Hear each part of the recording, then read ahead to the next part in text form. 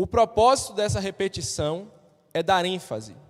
A repetição nos documentos históricos tem essa ideia de dar ênfase. Hoje a gente trata a repetição como algo chato, desnecessário, mas quando em uma declaração como essa se tem repetição, os autores eles estão trazendo essa ideia, ênfase, enfatizar essa ideia.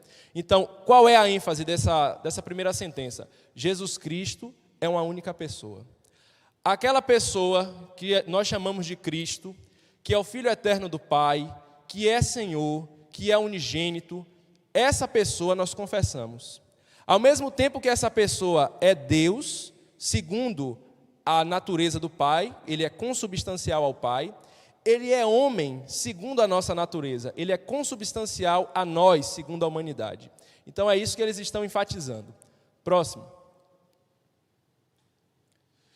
Então aqui nós vemos esse quadro muito famoso, e nesse quadro nós vemos uma representação daquele momento em que o Senhor Jesus Cristo, ressurreto, ele aparece para Tomé, depois de uma semana que ele apareceu para os outros apóstolos, e Tomé havia duvidado da ressurreição de Cristo. Então Jesus Cristo, naquela ocasião, ele aparece para os apóstolos, e ele diz, olhe as minhas feridas, olhe os cravos das minhas mãos, olhe a ferida do meu lado. E aí, na representação, Tomé toca na ferida do lado, a ferida causada pela lança do soldado romano, e Tomé respondeu-lhe Tomé, Senhor meu e Deus meu. Nós vemos aqui em Jesus Cristo a plena humanidade, somente homens, somente seres humanos são capazes de morrer. Deus, enquanto ente divino, não morre, Deus é eterno. Somente sendo homem, Jesus seria capaz de morrer. Mas somente sendo divino, a morte de Jesus Cristo seria uma morte em favor de todos os nossos pecados. Somente Deus pode perdoar pecados, somente Deus tem condições de responder pela afronta que o nosso pecado foi causado. Rapidinho, volte aí, por favor. Então, eu escrevi ali algumas formas de tratar essa união da natureza de Cristo. É correto você dizer que Cristo é divino humano. Da mesma forma, é correto você dizer que Jesus Cristo é humano divino. Também é correto dizer que Jesus é Deus homem. E é correto dizer que ele é homem Deus.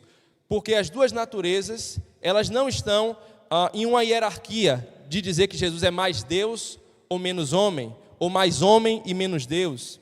Então, tanto você colocando no início ou no final da sentença, você está enfatizando corretamente as duas naturezas do Senhor Jesus Cristo. Pode passar. Em duas naturezas inconfundíveis e imutáveis, conseparáveis e indivisíveis. Nós tratamos disso também na última EBD. Vimos que as naturezas de Cristo não são uma espécie de mutação, não é uma fusão, não é você pegar uma natureza, botar outra natureza, bater no liquidificador e dar uma terceira natureza, uma mistura. Não é isso. São duas naturezas distintas, que não se confundem, que não podem se mutacionar, que não podem se dividir, que não podem se separar. De tal forma que você não pode dizer, Jesus Cristo, quando ele fez determinada coisa, ele fez como homem. Jesus Cristo, ele sabia o que estava no coração, na mentalidade dos fariseus, como Deus. Ali foi o Jesus homem que chorou, ali foi o Jesus Deus que perdoou pecados. Jesus, ele tem duas naturezas que não podem ser separadas, porque ele é um único ser, ele é uma única pessoa, certo? Próximo. Então aqui, eu já praticamente dei a resposta da nossa atividade, da nossa prova. Então vamos ver aqui alguns versículos. Mateus capítulo 4, verso 2. E depois de jejuar 40 dias e 40 noites, teve fome. Mateus 26, verso 38. Então lhes disse, a minha alma está profundamente triste até a morte. Ficai aqui e vigiai comigo. Então os irmãos estão vendo que nesses dois primeiros versículos do Evangelho de Mateus, nós vemos características que são próprias de um ser humano. Jesus teve fome. Como é que aquele que é o pão da vida, aquele que nutre a todos, aquele que é dono de tudo que existe, ele pode sentir fome. Jesus Cristo, ele ficou triste, profundamente triste até a morte. Esse texto fala do momento que Cristo estava lá no Getsêmani. Cristo sofreu depressão. Como é que Deus pode se sentir triste? Como é que Deus, que é a fonte de toda alegria, de todo bem, de todo prazer e satisfação, pode se sentir profundamente triste? Marcos 4,38. E Jesus estava na popa dormindo sobre o travesseiro. Como é que o guarda de Israel que não dorme poderia se sentir cansado, poderia dormir? João capítulo 11, verso 35, Jesus chorou. Então nós vemos aqui nessas passagens características próprias da natureza humana do Senhor Jesus Cristo. Então tem a seguinte questão. De acordo com os versículos anteriores, as experiências mencionadas são, letra A, do Jesus humano, porque são experiências claramente humanas. Letra B, do Jesus divino, porque somente Deus poderia suportar tudo o que Ele suportou por nós. Letra C, nenhuma das alternativas anteriores. Letra D, todas as alternativas anteriores. E aí, irmãos, qual é a resposta? Como? Letra C, nenhuma das alternativas anteriores. Lembra que eu falei? Jesus, ele tem duas naturezas que não podem se separar. Jesus, quando chorou, foi Deus homem chorando. Foi o homem Deus que chorou. Foi o homem Deus que sentiu fome. Foi o homem Deus que sentiu sede. As naturezas de Cristo, elas são inseparáveis, irmãos. Então, claro, a gente apresentou aspectos da natureza humana. Mas isso não quer dizer que Jesus, aqui é Jesus humano e aqui é Jesus divino. A gente não pode separar as duas naturezas, tá certo? Vamos continuar. A distinção de naturezas, de modo algum, é anulada pela união. Permanecem intactas as distinções que não são anuladas pela união. Vamos lá.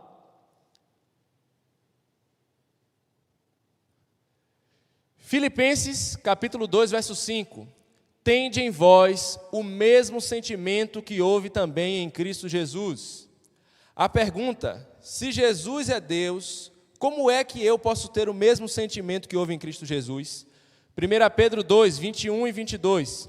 Porquanto para isto mesmo foste chamados, pois que também Cristo sofreu em vosso lugar, deixando-vos exemplos para seguirdes os seus passos, o qual não cometeu pecado, nem dolo algum se achou na sua boca. Então vocês estão vendo que Pedro diz que Cristo Jesus deixou-nos exemplo para seguirmos os seus passos. Próximo. Se Jesus é Deus, como eu posso ter o mesmo sentimento que Ele e tê-lo como exemplo a ser seguido? Às vezes, alguns irmãos, quando são colocados em algumas situações que Jesus é apresentado como exemplo, os irmãos acabam respondendo, não, mas Jesus é Deus, né? Jesus conseguiu porque Ele é Deus, né? Eu sou homem, eu não posso, né? Então, aí é respondendo essa questão. Letra A, o propósito dos apóstolos, quando eles disseram isso, foi para quê? Foi para nos motivar a pecar menos? Não, esse crente ele não vai conseguir mesmo ter o mesmo sentimento que houve em Cristo Jesus, então vou colocar isso aqui na carta para ele pecar menos, né? Não pecar tanto, pecar menos, então foi para isso? Ou letra B, a ênfase dos versículos está na humanidade de Cristo, é por isso que somos chamados a viver em santidade. Letra C, nenhuma das alternativas anteriores, ou letra D, todas as alternativas anteriores? B, muito bem, a distinção de naturezas de modo algum é anulada pela união. A ênfase daqueles versículos está na humanidade de Cristo. Então, Jesus foi humano, real, pleno. Então, quando a Bíblia diz, olha, faça como o Senhor Jesus Cristo fez, haja como o Senhor Jesus Cristo agiu, a ênfase dessas passagens está em dizer, você pode fazer isso porque você tem a mente de Cristo. Jesus Cristo é o Senhor da sua vida. Jesus Cristo viveu plenamente como ser humano. Próximo. As propriedades de cada natureza permanecem intactas, concorrendo para formar uma só pessoa e subsistência, hipóstasis, não dividido ou separado em duas pessoas. Pode passar. Então, é a partir daqui que existe um conceito teológico que os teólogos chamam de união hipostática. E o que seria essa tal de união hipostática, esse nome estranho? É basicamente, irmãos, a síntese, é o termo técnico que é utilizado para descrever tudo isso que nós estamos tratando aqui. Jesus Cristo tem duas naturezas que são inconfundíveis, que não podem se separar. Mas ainda assim, Jesus Cristo não é duas pessoas. Jesus Cristo é uma única pessoa. Então, esse é o ensino dessa doutrina. No Senhor Jesus, as duas naturezas, divina e humana, estão presentes em uma pessoa una. Na pessoa de Cristo, as duas naturezas, divina e humana, são mantidas com as suas características particulares. Ele é Deus-homem. Concluímos assim que Jesus não deixou de ser como o Pai em natureza, mas que no plano de salvação, o Senhor Jesus assumiu uma função de subordinação. Então, eu espero que até aqui os irmãos tenham conseguido entender a importância dessa doutrina. Nós não estamos apresentando aqui, irmãos, um ensinamento para ficar no campo das ideias, algo teórico, para você, eu tive mais informação. Mas isso é importante para você conseguir compreender a salvação em Cristo Jesus. Conseguir compreender quem é o seu Salvador. Como você pode se relacionar com o seu Salvador. Na semana passada nós apresentamos aqui uma foto de uma igreja católica.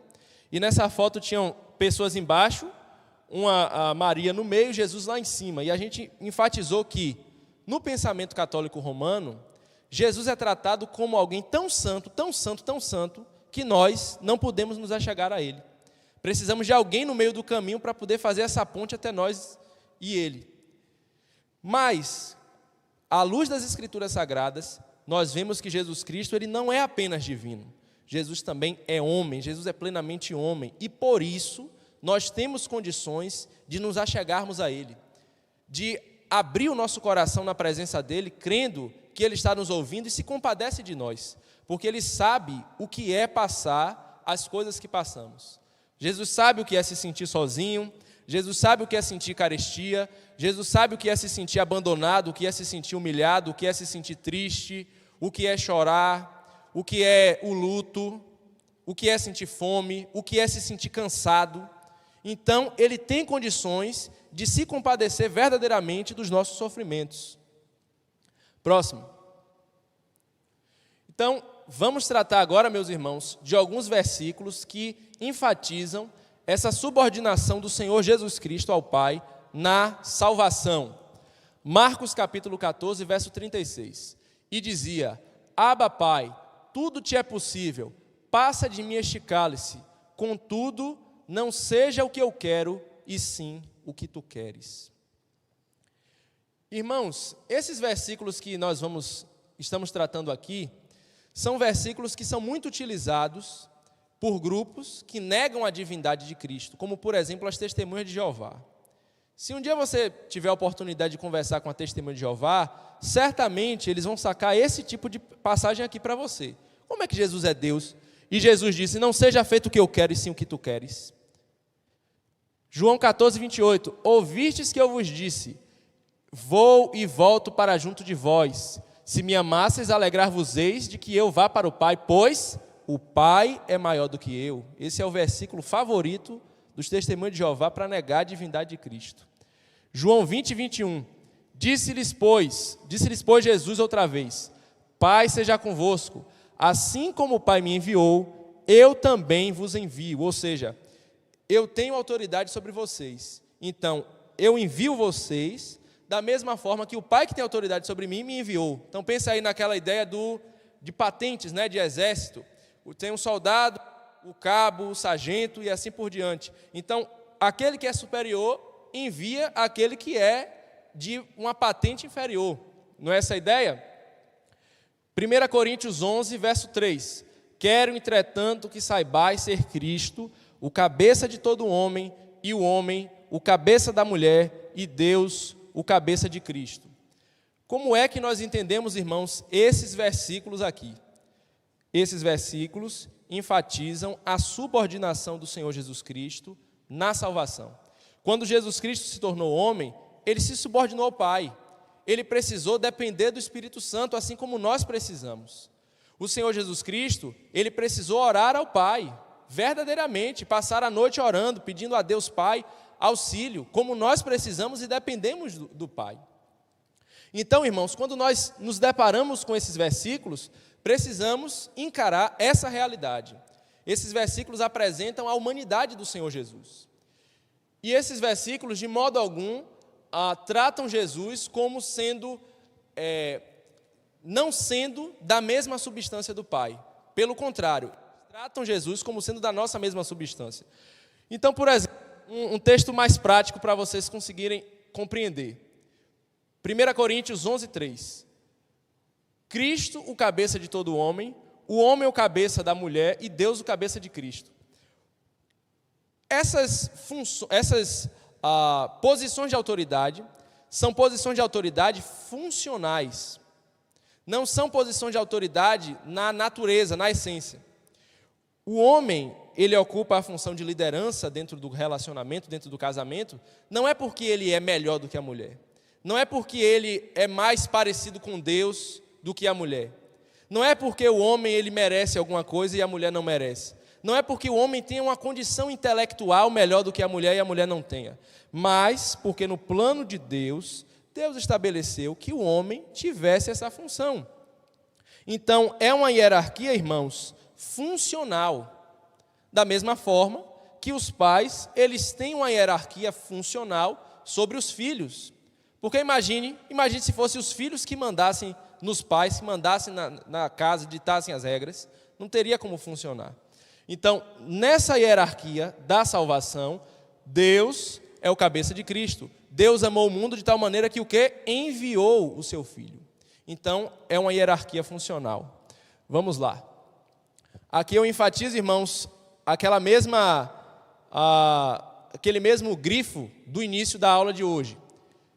Confessar um só e o mesmo Filho, nosso Senhor Jesus Cristo, um só e mesmo Cristo, Filho, Senhor, unigênito que se deve confessar, mas um só e mesmo Filho unigênito, Deus Verbo, Jesus Cristo Senhor. Então nós observamos que essa repetição aparece 3 vezes no texto, com o objetivo de dar ênfase e talvez, não sei, mas talvez, enfatizar o aspecto trinitário que existe no ser de Deus e que Cristo Jesus é participante. Isso aqui é uma interpretação minha, certo? Mas nós vemos claramente essa repetição 3 vezes nesse texto. Pode passar. Conforme os profetas outrora a seu respeito testemunharam, e o mesmo Jesus Cristo nos ensinou, e o credo dos pais nos transmitiu. Quando ele fala os profetas outrora a seu respeito testemunharam, eles estão enfatizando o aspecto da promessa do Senhor Jesus no Antigo Testamento. Os profetas do Antigo Testamento apresentaram o Messias como servo sofredor, e esse servo sofredor não é apenas servo sofredor, ele é Deus forte, Pai da eternidade, Príncipe da paz. Nós vimos o ensino de Jesus Cristo nos ensinou, é um tratamento não só para aquilo que saiu da boca do próprio Cristo, mas daquilo que os apóstolos ensinaram, do que eles aprenderam com Jesus Cristo. O ensino dos apóstolos é o ensino de Cristo. Quando fala que Jesus nos ensinou, nós conhecemos aquilo que Jesus ensinou pela pena de quem? Dos apóstolos. Jesus não deixou nada escrito. Então, quando o apóstolo Paulo diz assim, aquilo que eu os entreguei é o que eu recebi. Então ele recebeu de quem? Ele recebeu de revelações especiais que ele teve com o próprio Cristo, o livro de Atos relata isso, e daquilo que os outros apóstolos falaram, que aprenderam de Cristo. E quando ele fala, e o credo dos pais nos transmitiu, é uma referência ao credo de Nicéia que a gente já viu. Mas vamos ver no próximo slide o trecho em especial, que tem a ver com isso. O unigênito Filho de Deus, gerado pelo Pai antes de todos os séculos, Deus de Deus, luz da luz, verdadeiro Deus de verdadeiro Deus, gerado, não feito, de uma só substância com o Pai, pelo qual todas as coisas foram feitas, o qual por nós homens e por nossa salvação, desceu dos céus, foi feito carne pelo Espírito Santo da Virgem Maria e foi feito homem. A gente tratou disso naquele estudo do credo de Nicéia. E nós observamos, irmãos, que a nossa fé é uma fé histórica. A nossa fé não é uma fé que a gente desenvolve quando acorda domingo de manhã em um belo dia. É uma fé que foi dada por Deus, por revelação, inspirada por Deus, e que os crentes ao longo da história têm crido da mesma forma. Nós estamos ligados a esses irmãos historicamente, e nós não podemos perder isso de vista. Próximo. Quais foram os resultados do concílio de Calcedônia, né? Concílio que gerou essa declaração de fé? O grande defensor da ortodoxia neste concílio foi Cirilo de Alexandria. O concílio levou à deposição de Nestório. Na verdade, aqui essa informação é do concílio de Éfeso, que aqui foi aquele erro que eu cometi. Nestório foi deposto e exilado. Ele primeiro foi para Antioquia, depois ele foi para Petra, que é essa cidade aqui. Esse aqui é um dos patrimônios mundiais pela Unesco. Até hoje é um lugar muito interessante. A cidade foi toda construída na pedra escavada. E depois disso ele foi para o grande oásis do Egito, né? Então, você vê que a prisão domiciliar desse homem foi uma prisão num oásis, então talvez não tenha sido algo tão ruim assim, né?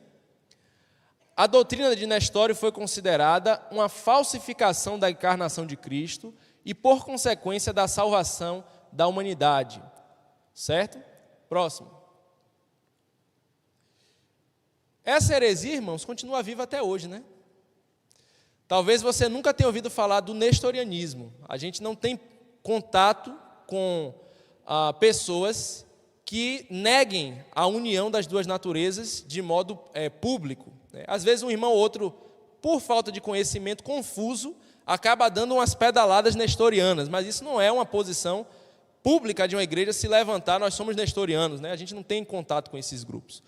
Mas existe uma igreja na Síria, a Igreja Assíria do Oriente, que tem a sede no Iraque, e eles dizem que foram fundados pelo apóstolo Tomé, né? Do mesmo jeito que a Igreja de Roma diz que foi estabelecida por Pedro, né? Eles dizem que Jesus fundou a igreja e Pedro é a pedra da igreja.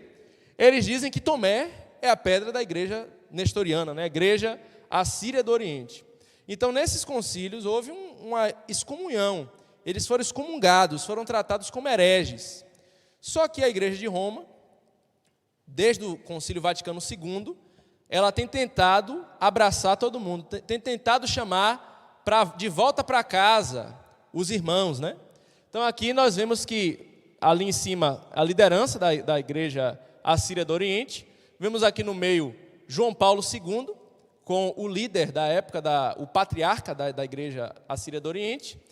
Aqui nós vemos Francisco, com esse mesmo líder, eles juntos aqui assinando acordos, né, tendo comunhão, se confraternizando. Então nós vemos que essa união, irmãos, não é uma união baseada na verdade. A grande diferença entre o pensamento católico romano e o protestantismo é esse.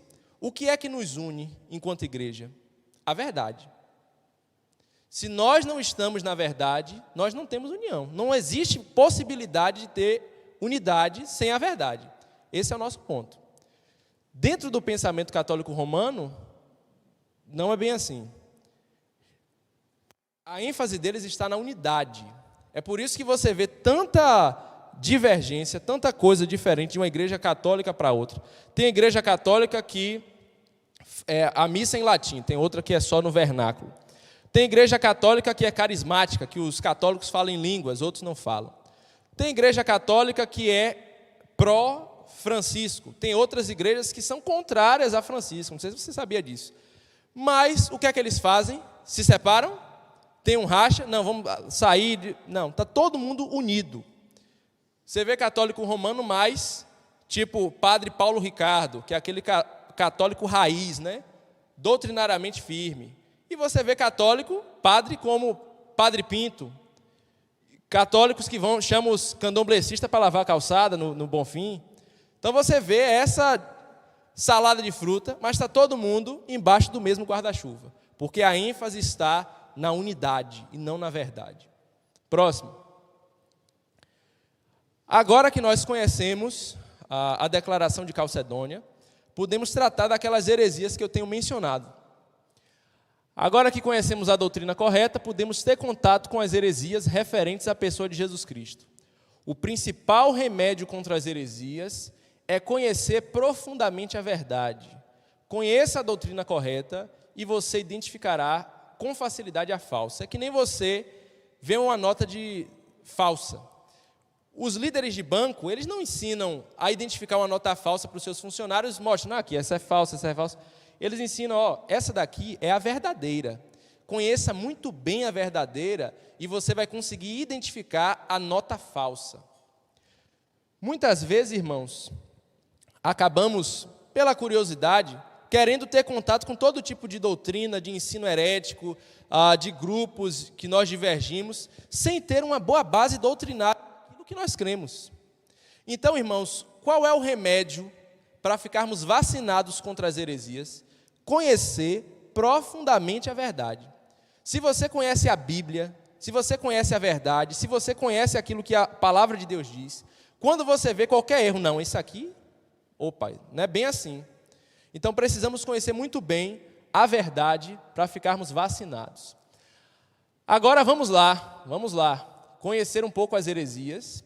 Tem alguns nomes estranhos, eu peço que vocês não tentem memorizar nome, esse não é o nosso objetivo aqui. O objetivo é você entender o pensamento desses grupos, ainda que você não lembre nome nenhum, tá bom? Primeiro grupo, eu coloquei numa ordem, irmãos, que vai de um extremo a outro. Um extremo que nega a divindade de Cristo e o outro extremo que nega a humanidade de Cristo. Então a gente vai ir desenvolvendo dessa maneira. O primeiro grupo a primeira heresia se chama psilantropismo. O que significa psilantropismo? É uma expressão grega. Psilos significa mero ou meramente. E antropismo vem de antropos, homem. Então essa heresia diz o quê? Jesus Cristo, ele é meramente homem. Jesus Cristo não é Deus. Jesus Cristo não é pré-existente. Jesus Cristo é um homem. Foi um homem que viveu na Judéia no século I, que ensinava o amor, que pregava o bem. Então, esse ensino herético é um ensino que até hoje os liberais ensinam. Eles negam a divindade de Cristo, certo? A segunda heresia é a heresia chamada adocianismo. Aquela primeira parte, adoce, vem de adoção. Eles dizem o seguinte, algumas vezes, o adocianismo é uma visão teológica não trinitária, ou seja, nega a trindade, que professa que Jesus nasceu humano, tornando-se posteriormente divino por ocasião do batismo. Então, o que é que essa heresia ensina? Olha, Jesus Cristo ele era um homem, assim como eu e você somos homens, mas no dia que ele se batizou, quando apareceu lá o Espírito Santo em forma de pomba, e o Pai disse, este é meu Filho amado em quem me comprazo, naquele dia ele foi adotado como Filho de Deus. Então, é um ensino meio que tipo aqueles ensinos gregos, né? Daqueles homens que são adotados como filhos dos deuses, que se tornam semideuses, é mais ou menos esse ensino. Essa heresia foi condenada no ano 190 depois de Cristo. O psilantropismo não foi condenado oficialmente porque é um ensino tão espúrio que nunca ninguém se reuniu num concílio para poder, vamos tratar isso como heresia, porque é claro, né? Então o que você vê em branco significa isso. Arianismo, é o que a gente mais falou aqui nesses dias, apesar de acreditar na pré-existência de Cristo, negava a consubstancialidade entre Jesus e Deus Pai. Jesus, então, seria subordinado a Deus Pai, sendo ele, Jesus, não o próprio Deus em si e por si mesmo. Somente existiria um Deus e Jesus é o seu Filho e não o próprio Deus. Quem é que ensina essa heresia hoje? As Testemunhas de Jeová. Eles ensinam exatamente isso aqui, certo? Próximo. Docetismo. Docetismo não é porque é doce não, certo? Docetismo vem do grego dokel, que significa parecer. O que é que o docetismo ensinava? Eles diziam, olha, Jesus Cristo, ele não é humano, ele parece humano. Ele tem uma aparência de humano, mas não é humano. Eles tratavam Jesus como se ele fosse uma espécie de holograma, sabe? Você vê um holograma, um fantasma, parece homem, mas não é homem. Então, era um ensino que negava a materialidade do corpo de Cristo. Lembra o contexto que a gente apresentou da filosofia grega dualista, que dizia que a matéria é má e o espiritual é bom? Então eles tinham isso em mente: a matéria é má, Deus não pode ter se encarnado, porque a matéria, o corpo físico é mau. Então Jesus, ele não era de fato, ele não veio em carne, ele era um fantasma, ele era um espectro. E João, na primeira carta, ele diz o contrário: nós vimos, nós apalpamos, nós tocamos o verbo da vida. Apolinarismo, aquele que foi condenado no concílio de Constantinopla, que eu mencionei, é a crença de que Jesus tinha um corpo e alma humana inferior, né? A alma como sede das emoções, mas em uma mente divina. Apolinário, que foi o criador dessa doutrina herética, ainda ensinou que as almas dos homens foram propagadas por outras almas, assim como seus corpos. Então, qual é o ensino dessa heresia? Eles diziam que Jesus, ele tinha um corpo físico, assim como nós temos, só que a mente de Cristo é uma mente divina. A relação entre as duas naturezas só é essa: corpo físico, mente divina. Então, quando tem lá, dizendo que Jesus, ele, por exemplo, sabia o que estava no coração dos fariseus, então ele dizia, porque Jesus, ele exerceu a onisciência, porque ele tem a mente divina. Então, esse tipo de ensino, irmãos, foi muito comum durante os primeiros séculos, né? Até hoje eu não tenho notícia de algum grupo que tenha esse pensamento. Nestorianismo, nós temos tratado, crença de que Cristo existe como duas pessoas, o Jesus humano e o Filho de Deus divino, ou Logos, em vez de duas naturezas, verdadeiro Deus e verdadeiro homem, em uma pessoa divina. Próximo. Monofisismo. Mono vem de um. E fisismo vem de physis, natureza. O que é que essa heresia dizia? Crença de que Cristo tem apenas uma natureza divina, em oposição ao concílio de Calcedônia. O concílio definiu o quê? Jesus Cristo, à luz da palavra de Deus, tem duas naturezas. O monofisismo diz, não, ele tem uma natureza. A natureza divina, a natureza humana, foi batida no liquidificador e deu essa única natureza misturada. Que sustenta que Cristo tem, concílio de Calcedônia, que sustenta que Cristo tem duas naturezas, uma divina e uma humana, em oposição ao miafisismo. Miafisismo seria um nome técnico para aquilo que nós cremos, duas naturezas unidas, certo? Que sustenta a natureza humana e divina de Cristo foram unidas. Monotelismo, mais uma vez, mono, um só. Telismo vem de telos, vontade. Aristóteles usou muito esse termo. A vontade, Jesus Cristo, segundo esse pensamento, tem apenas uma vontade. Ele tem duas naturezas, mas só uma vontade. Mas esse ensino, irmãos, é frontalmente contrário àquilo que Jesus pede ao Pai, lá no Getsemane. Pai, se possível for, afaste de mim este cálice, mas se for, que seja feita a tua vontade. Jesus Cristo, sendo Deus, sendo enviado do Pai, você acha que Jesus tinha uma vontade contrária à salvação da humanidade? E, enquanto homem, ele teve medo da morte. Afaste de mim esse cálice, se for possível. Então, nós vemos que esse ensino monotelista não corresponde àquilo que é dito na Escritura Sagrada. Próximo. Patripassionismo. Aqui agora é um trava-língua, né? Patri vem de pai, tá certo? Pai. Passio vem de passional. Lembra lá o pessoal do direito? Crime passional. Vem de quê passional? Paixão. São crimes que ocorrem em situações de pessoas que têm algum tipo de vínculo emocional. Então, o cara, ele mata um familiar, a mulher mata um familiar. Isso é um crime passional, que envolve laços de afetividade. Então, o que é que dizia essa heresia? O patripassionismo. É a crença de que o pai e o filho não são duas pessoas distintas. E, portanto, Deus, o Pai, sofreu na cruz de Jesus. Então, É uma coisa assim tão doida. Eles diziam que o pai e o filho são a mesma pessoa. Então quem morreu na cruz não foi o filho, foi o pai, porque é a mesma pessoa. E o sabelianismo é a crença de que, na verdade, quando a Bíblia apresenta o Pai, o Filho e o Espírito Santo, não apresenta três pessoas distintas, mas a mesma pessoa em papéis distintos. Por exemplo, eu sou Mateus, eu sou filho, eu sou marido, eu sou irmão. Então o que é que eles entendem? Deus, da mesma forma, é Pai, é Filho e é Espírito Santo.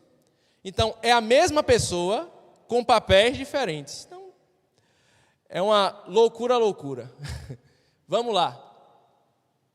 E o que é que nós devemos fazer, irmãos? Diante de tudo isso que nós temos aprendido, fechar as portas da igreja para a heresia. Não ter espaço para o diálogo com ensinos contrários à palavra de Deus. A gente tem que ser radical quando o assunto é a mentira, a falta de santidade, o pecado. Precisamos ser radicais, fechar as portas. A união das duas naturezas é essencial para a nossa salvação. Foi por esta razão que Irineu de Leão repudiou a tentativa de separação do Cristo celeste e o homem Jesus. Note suas palavras. Se o homem não tivesse vencido o inimigo do homem, a vitória não seria justa. Por outro lado, se a salvação não tivesse vindo de Deus, não a teríamos de maneira segura. E se o homem não estivesse unido a Deus, não poderia participar da incorruptibilidade. Era necessário, portanto, que o mediador entre Deus e os homens, pelo parentesco entre as duas partes, restabelecesse a amizade e a concórdia, procurando que Deus acolhesse o homem e o homem se entregasse a Deus. De fato, como poderíamos participar da filiação adotiva de Deus se não tivéssemos recebido a comunhão com Ele por meio do Filho, se o seu verbo não tivesse entrado em comunhão conosco, encarnando-se? Muito profunda, irmãos, essa citação. E ela está plenamente de acordo com o que a Bíblia diz. Porquanto há um só Deus e um só mediador entre Deus e os homens, Cristo Jesus, homem. Próximo. Na semana passada, nós indicamos esses 3 livros em cima. O primeiro, da esquerda, é o ensino da doutrina dos pais da igreja, aquilo que eles entendiam da Sagrada Escritura. O segundo livro é um livro que enfatiza a humanidade de Cristo, que eu fortemente indico que os irmãos leiam esse livro, Cristo Jesus Homem. O terceiro livro vai ver o oposto, enfatiza a divindade de Cristo, e é muito útil você que é universitário, você que lida com ateus, com pessoas que negam a divindade de Cristo, leia esse livro, Mais que um Carpinteiro. Esse livro aqui abaixo, A União das Naturezas do Redentor, de Heber Campos, é muito bom também. E esse daqui, Contra as Heresias, de Irineu de Leão, é um livro, é daí que eu tirei a citação dessa colocação que a gente apresentou agora há pouco. É um livro da Patrística, é uma série da editora Paulus, muito boa. Você vai ver, caso tenha interesse, uma série de livros com essa capa verde, são muito interessantes. Próximo. Muito obrigado. Intervalo para o culto. Que Deus abençoe. Você foi edificado e gostaria de contribuir com o Ministério Mateus Bittencourt Oficial?